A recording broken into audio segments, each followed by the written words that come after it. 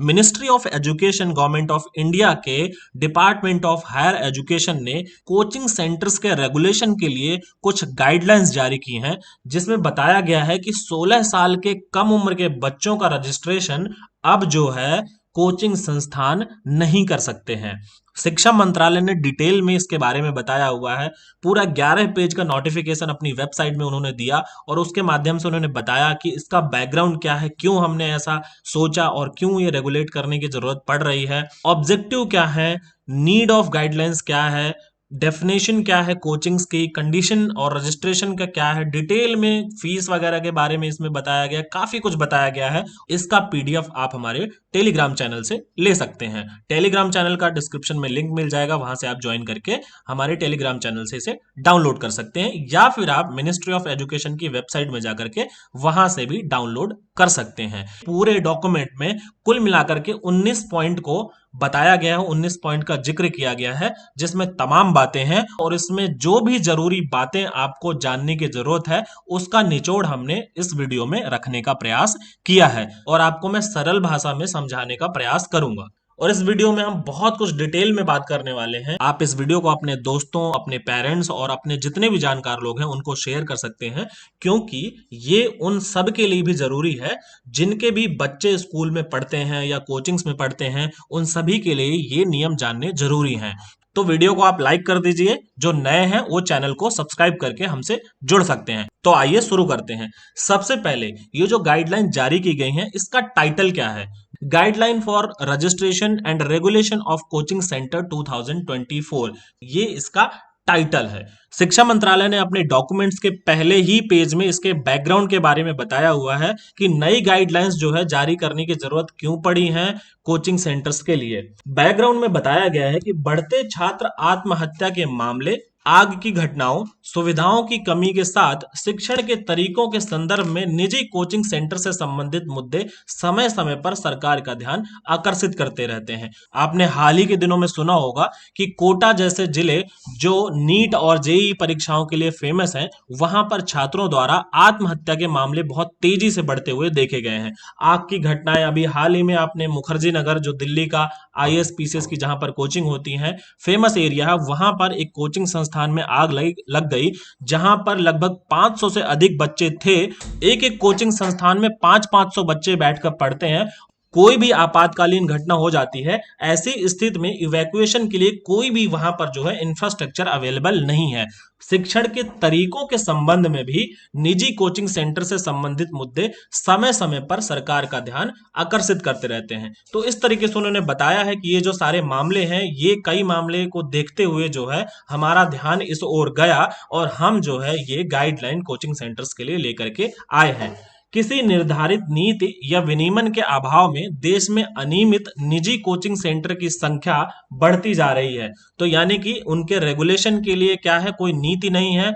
इसके अभाव में क्या हो रहा है कि निजी जो कोचिंग सेंटर हैं वो लगातार देश में बढ़ते जा रहे हैं और ऐसे केंद्रों द्वारा छात्रों से अत्यधिक फीस वसूलने, छात्रों पर अनुचित तनाव के परिणाम स्वरूप छात्रों द्वारा आत्महत्या करने, आग और अन्य दुर्घटनाओं के कारण बहुमूल्य जीवन की हानि और इन केंद्रों द्वारा अपनाई जा रही अन्य कदाचार की घटनाएं मीडिया में व्यापक रूप से रिपोर्ट की गई हैं और इन मुद्दों को कई बार संसद में बहस, चर्चा और सवालों के माध्यम से भी उठाया गया है। तो आप देखेंगे कि कोचिंग संस्थानों में बच्चे जब पढ़ने जाते हैं तो उन पे सिलेबस का दबाव होता है, उन पे मार्क्स लाने का दबाव रहता है और इसके चलते जब बच्चों का सिलेक्शन नहीं हो पाता है तो छात्रों को आत्महत्या जैसी जो है कदम उठाने पड़ते हैं। आग और अन्य दुर्घटनाओं के कारण भी जो है बहुमूल्य जीवन की हानि हो रही है, यानी कि छात्र जो है अपनी जान गंवा रहे हैं। और ऐसे केंद्रों द्वारा जो ये नीति अपनाई जा रही है, जो अन्य घटनाएं हो रही हैं, इनको जो है मीडिया में रिपोर्ट किया गया है और ये जो मुद्दा है ये संसद में भी कई बार जो है उठाया जा चुका है। क्या इसमें सिर्फ कोचिंग संस्थानों की गलती है? क्या पेरेंट्स को नहीं ये ध्यान देना चाहिए कि किस तरह से अपने बच्चों पर पढ़ाई का दबाव बना रहे हैं और बच्चे मजबूर हो रहे हैं कि वो आत्महत्या जैसे कदम उठाएं? तो क्या सिर्फ कोचिंग संस्थानों की जिम्मेदारी है? क्या सिर्फ रेगुलेट करने से ही ये सब घटनाएं जो है कम हो जाएंगी या नहीं होंगी आगे चल करके? इसके बाद हायर एजुकेशन डिपार्टमेंट ने यह बताया कि यह ध्यान में रखते हुए +2 स्तर की शिक्षा का, +2 स्तर की शिक्षा का यानी कि 10वीं के बाद की जो भी शिक्षा है, यानी कि 11th 12th ग्रेजुएशन और भी जो कॉम्पिटिटिव एग्जाम्स की तैयारी करने वाले बच्चे हैं, उन सभी तरीके की शिक्षा का विनियमन जो है राज्य और केंद्र शासित प्रदेश सरकारों की जिम्मेदारी है। इसलिए इन संस्थानों को राज्य या फिर केंद्र शासित प्रदेश की सरकारों द्वारा सर्वोत्तम रूप से विनियमित किया जाता है और हम जो है ये ऐसा कर रहे हैं। आगे फिर उन्होंने बताया हुआ है कि हमने इसके बारे में बहुत व्यापक चर्चा की है। विनियमन के मुद्दे के संदर्भ में संसद और अशोक मिश्रा समिति रिपोर्ट जो है दोनों में विस्तृत चर्चा हुई और डिटेल में बहुत सारी चीजें दी हुई हैं। इसका पीडीएफ हम आपको जो है प्रोवाइड करवा रहे हैं अपने टेलीग्राम चैनल पे, आप जुड़ करके वहां से ले सकते हैं। अब बात करते हैं कि जो डिटेल्ड रेगुलेशन गाइडलाइन जारी की गई हैं उसकी महत्वपूर्ण बातें कौन कौन सी हैं जो आप सभी के लिए जानना बहुत जरूरी है। तो सबसे पहले जो बहुत ज्यादा चर्चा में है, हर जगह आपको पढ़ने को न्यूज में हर एक चैनल पे देखने को मिल रहा होगा कि कोचिंग संस्थान अब 16 साल के कम उम्र के छात्रों का जो है रजिस्ट्रेशन नहीं कर सकते, यानी कि जो 16 साल के कम उम्र के बच्चे हैं वो अब कोचिंग पढ़ने नहीं जा सकते हैं, ना ही कोई भी कोचिंग संस्थान उसका एडमिशन लेगा। छात्र 16 साल की उम्र से कम होने पर सेकेंडरी स्कूल यानी कि माध्यमिक विद्यालय परीक्षा के बाद ही छात्र का रजिस्ट्रेशन होना चाहिए। यानी कि कोई भी कोचिंग संस्थान यदि किसी बच्चे का रजिस्ट्रेशन करता है तो पहली बात तो वो 16 साल की उम्र से कम नहीं होना चाहिए। यदि ऐसी स्थिति है कि वो 10वीं की परीक्षा पास कर चुका है और अभी 16 साल का नहीं हुआ तो फिर वो रजिस्ट्रेशन कर सकती हैं, पर ध्यान रहे कि यदि वो 10वीं की परीक्षा पास नहीं किया है तो भी कोचिंग संस्थान उसका एडमिशन नहीं ले सकते हैं। स्टूडेंट के स्कूल के समय पर कोचिंग कक्षाएं आयोजित नहीं होंगी। इसके बाद एडमिशन के लिए स्टूडेंट के माता पिता से अच्छी रैंक या अच्छे नंबर की गारंटी जो है इस ऐसे भ्रामक वादे नहीं आप कर सकते हैं। आपने बहुत सारे कोचिंग संस्थान में देखा होगा कि वो अपने प्रमोशन के लिए अपने बोर्ड्स में ये लिखवाते हैं कि हम अच्छी रैंक लाने का वादा करते हैं कि हम आपको बच्चे को पास करवाएंगे। यूपीएससी जैसे कोचिंग संस्थान ये वादा करते हैं कि हम क्वालिटी एजुकेशन देते हैं और हमारे यहाँ से अच्छे परिणाम आए हैं, हमारे यहाँ के बच्चों ने टॉप किया है। ऐसे भ्रामक विज्ञापन अब जो है कोचिंग संस्थान जो है नहीं दे सकते हैं, ना ही ये वादा कर सकते हैं कि हम जो है आपके छात्र का 100% सिलेक्शन करवाएंगे, क्योंकि बहुत सारे कोचिंग संस्थान ये भी वादा करते हैं कि यदि हमारे यहाँ से सिलेक्शन नहीं हुआ तो आपकी फीस वापस कर देंगे, हमारे यहाँ से प्रीलिम्स होता ही होता है, 100% पक्का है। ये ऐसे जो है फालतू के जो भ्रामक विज्ञापन है वो अब कोचिंग संस्थान नहीं दे सकेंगे। यदि छात्र पूरा भुगतान करने के बाद निर्धारित अवधि के बीच में कोचिंग छोड़ देता है तो शेष अवधि के लिए पहले जमा की गई फीस में से बची हुई फीस 10 दिनों के अंदर जो है वापस करनी होगी। और यदि छात्र कोचिंग सेंटर के हॉस्टल में रह रहा है तो बीच में कोचिंग छोड़ने पर हॉस्टल फीस और मेस फीस भी वापस करनी होगी। बड़े बड़े कोचिंग संस्थान जो यूपीएससी, नीट और जेई जैसी परीक्षाओं की तैयारी करवाते हैं, आपने देखा होगा कि लाखों रुपए इनकी फीस है, और यदि आप उसमें एनरोल्ड हो जाते हैं और आपका बाद में मन बदल जाता है या वहां की सुविधाएं अच्छी नहीं है या कोचिंग आपको पसंद नहीं है तो आपको ऐसी स्थिति में फीस वापसी का कोई रास्ता नहीं मिलता है। यानी कि यदि आपने एक बार एडमिशन ले लिया तो फिर आपका वो पैसा गया, वापस नहीं मिलता। लेकिन अब नए गाइडलाइन के अकॉर्डिंग क्या है कि यदि आप बीच में कोचिंग छोड़ देते हैं, आपका मन नहीं है या कोचिंग आपको पसंद नहीं आती, वहां से समझ नहीं आ रहा, तो आपने जितने दिन कोचिंग पढ़ी है उतने दिन का पैसा काट के बाकी का जो बचा हुआ पैसा है वो कोचिंग सेंटर्स को लौटाना होगा। यदि आप कोचिंग के हॉस्टल में रह रहे हैं तो वो भी उनको लौटाना होगा। आगे कोचिंग सेंटर के पास एक वेबसाइट होनी चाहिए जिसमें शिक्षक की योग्यता, पाठ्यक्रम, कोर्स पूरा होने की अवधि, छात्रावास सुविधाएं यदि अगर है उसमें, ली जाने वाली फीस, आसान एग्जिट पॉलिसी, शुल्क वापसी नीति, कोचिंग लेने वाले छात्रों की संख्या का विवरण होना चाहिए। यानी कि वेबसाइट में पूरी डिटेल होनी चाहिए कि आपके कौन कौन से शिक्षक हैं, क्या क्या पढ़ाते हैं, पाठ्यक्रम क्या है आपका, कैसे कैसे आप पढ़ाते हैं, पूरी सुविधाएं होनी चाहिए। अगर कोई छात्रावास है तो उसकी डिटेल होनी चाहिए, फीस कितनी कितनी है, किस किस कोर्स की, वो होना चाहिए। आप यहाँ से छोड़ेंगे कोचिंग संस्थान तो आपकी एग्जिट पॉलिसी क्या क्या है, ये पूरी जानकारी आपकी वेबसाइट में अवेलेबल होनी चाहिए। वेबसाइट में उन छात्रों का विवरण भी देना होगा जिन्हें कोचिंग में पढ़ने के बाद उच्च शिक्षण संस्थानों में प्रवेश मिला है। कोचिंग संस्थान में जिन टीचर्स की नियुक्ति की जाएगी वे कम से कम ग्रेजुएट होने चाहिए। किसी भी ऐसे शिक्षक को कोचिंग में नहीं रखा जाएगा जो किसी नैतिक अपराध में दोषी ठहराया जा चुका है। तो कोई भी अपराधी प्रवृत्ति का व्यक्ति है तो उसे आप कोचिंग संस्थान में पढ़ाने के लिए एज अ शिक्षक नहीं रख सकते हैं, क्योंकि ये बच्चों का मामला है और कोचिंग संस्थानों में यदि ऐसे व्यक्ति पढ़ाएंगे तो कहीं ना कहीं जो है छात्रों पर इसका असर जाता ही जाता है। इसलिए कोई भी ऐसा व्यक्ति जो दोषी ठहराया गया हो उसको जो है शिक्षक के तौर पर आप नहीं रख सकते हैं। छात्रों को इंजीनियरिंग और मेडिकल संस्थानों में प्रवेश के विकल्पों के अलावा अन्य करियर विकल्पों की जानकारी भी प्रदान की जा सकती है ताकि वे अपने भविष्य को लेकर तनावग्रस्त ना हो और वैकल्पिक करियर का नया विकल्प चुन सकें। यानी कि जो छात्र इंजीनियरिंग यानी कि नीट और जेई जैसी परीक्षाओं की तैयारी कर रहे हैं उनको सिर्फ उसी पर डिपेंडेंट नहीं रखा जाएगा, उनको बी ऑप्शन के बारे में भी बताया जाएगा कि यदि आपका सिलेक्शन नहीं होता है तो आपके पास तो कोई और विकल्प भी है जिसमें आप अपना करियर बना सकते हैं। तो इससे क्या होगा, वो क्या है अपने भविष्य को लेकर तनावग्रस्त नहीं रहेंगे और वैकल्पिक करियर का नया विकल्प जो है चुन सकेंगे। और इन्हीं की वजह से तो ऐसी घटनाएं हो रही हैं, उनको लगता है कि हमारा नीट में नहीं हो पाया, हमारा जेई में नहीं हो पा रहा, हमारा यूपीएससी में नहीं हो पाया, किसी और सरकारी नौकरी की जिसकी भी तैयारी करता है उसमें अगर उसका नहीं हो पाया तो बच्चे अवेयर नहीं रहते हैं या उनके पास कोई बी ऑप्शन नहीं रहता है। ऐसी स्थिति में वो आत्महत्या जैसे कदमों को जो है उठाते हैं। इसको ध्यान में रखते हुए कोचिंग संस्थानों को यह भी सुझाव दिया गया है कि आप अन्य विकल्पों के बारे में भी छात्रों को समझाएं और उनको अवेयर करें। कोचिंग सेंटर्स को मानसिक तनाव के समाधान के लिए छात्रों को परामर्श देने और मनोचिकित्सक सेवा प्रदान करने के लिए परामर्शदाताओं और अनुभवी मनोवैज्ञानिक को शामिल करने के लिए प्रोत्साहित किया जाना चाहिए। यानी कि आप कोचिंग में एक बॉडी रखिए जो बच्चे को क्या करे, परामर्श दे सके, सलाह दे सके, मनोचिकित्सा सेवा प्रदान कर सके। यदि उसकी मनोस्थिति ठीक नहीं है तो उसको वो क्या करें, समझा सकें, उनको मोटिवेट कर सकें, उनको किसी परेशानी में यदि हैं वो तो उनको सुझाव और अपने अनुभव से क्या करें, उनको उस परेशानी से, उस मानसिक परेशानी से बाहर निकाल सकें। पहली बार नियम का उल्लंघन यदि करते हैं तो 25,000 रुपए का जुर्माना उस कोचिंग संस्थान पर लगेगा। दूसरी बार भी यदि सेम गलती दोहराई जाती है तो 1 लाख रुपए तक का जुर्माना उस पर लगाया जा सकता है।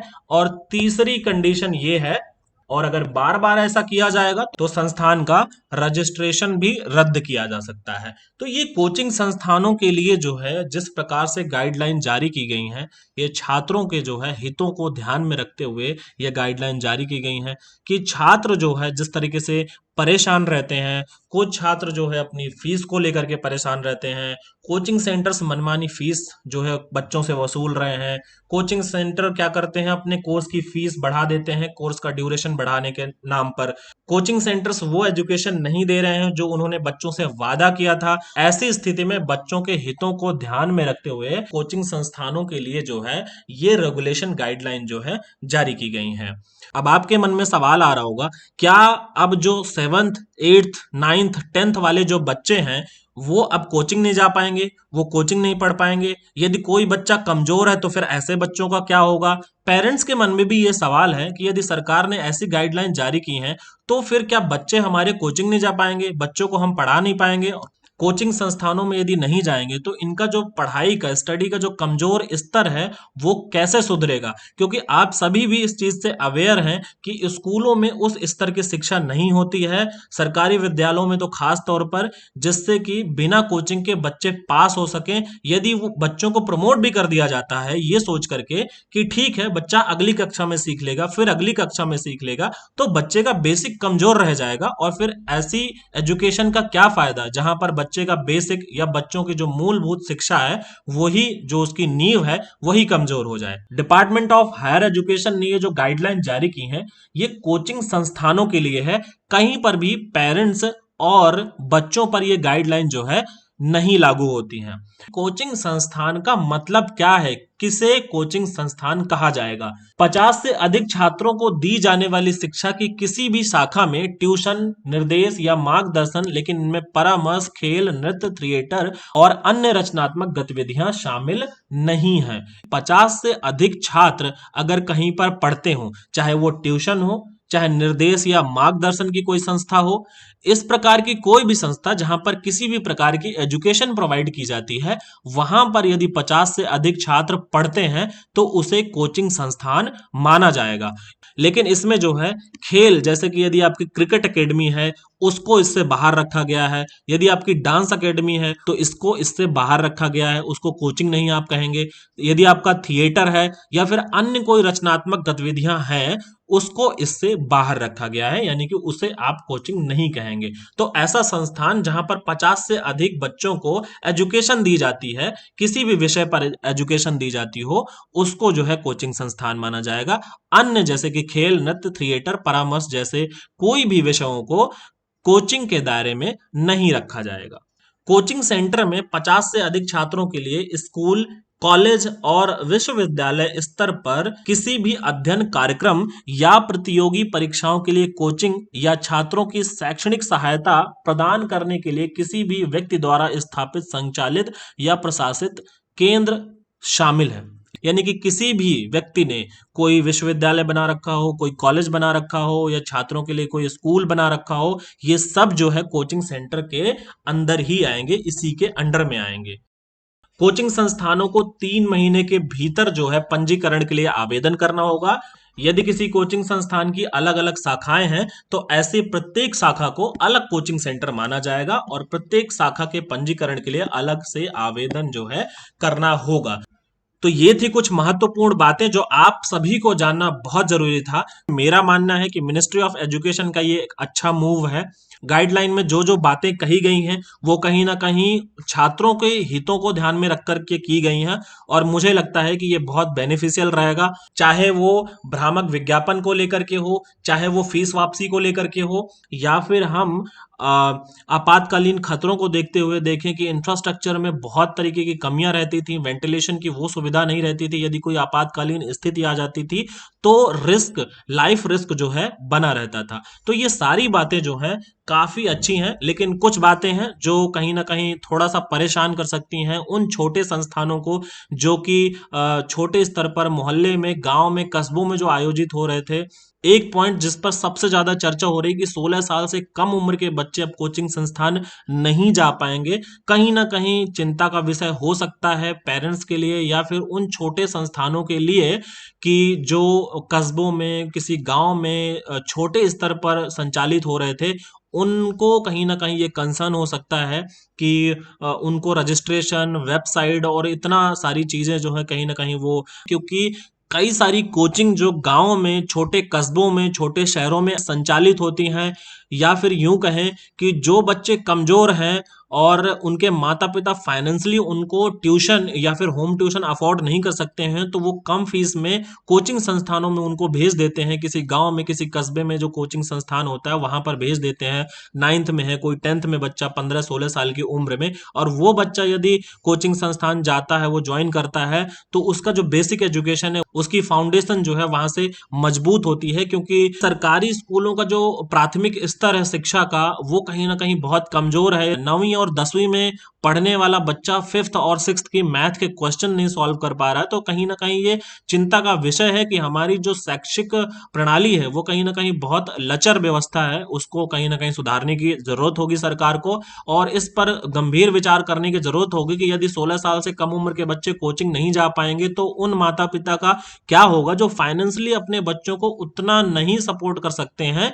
फाइनेंशियली कमजोर होने की वजह से वो अपने बच्चे को होम ट्यूशन नहीं लगवा सकते हैं, वो उनके लिए काफी महंगा पड़ता है। जबकि कोचिंग संस्थान में यदि वो किसी गांव या कस्बे में कोई कोचिंग संस्थान उसके है तो वहां पर अपने बच्चों को भेजते हैं, तो उसका जो बेसिक, जो उसको प्रारंभिक शिक्षा मिलनी चाहिए, जो उच्च क्वालिटी की शिक्षा सरकारी स्कूलों में नहीं मिल पा रही है, वो क्वालिटी एजुकेशन उनको कोचिंग संस्थान के जरिए मिल रही है और वहां से वो अपना स्तर सुधार रहे हैं एजुकेशन का।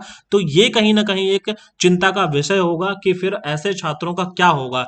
एट द एंड आने वाली टाइम में ये देखने वाली बात होगी कि इन गाइडलाइंस को, इन रेगुलेशंस को जमीनी स्तर पर किस तरीके से लागू किया जाता है, कोचिंग संस्थानों पर क्या असर देखने को मिलता है। मैं मिलूंगा आपसे फिर नई वीडियो में, तब तक के लिए नमस्कार।